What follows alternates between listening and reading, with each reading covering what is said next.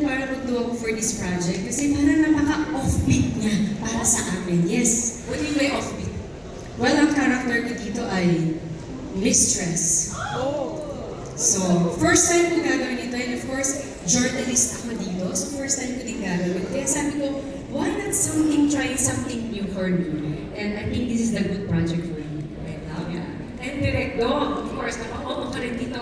What are you excited to bring out of your actors? And what a lineup of actors, ha?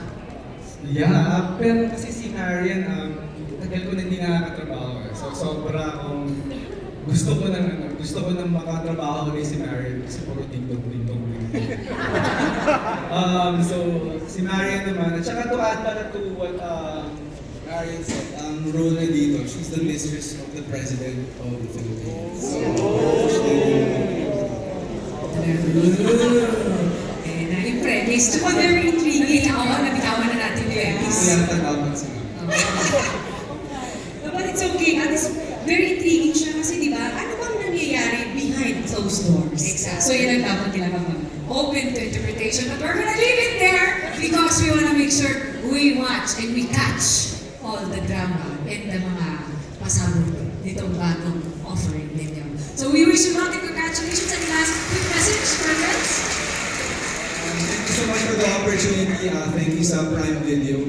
Thank you for sa GMA for joining forces with Prime Video for the very first time, I believe, for GMA Network.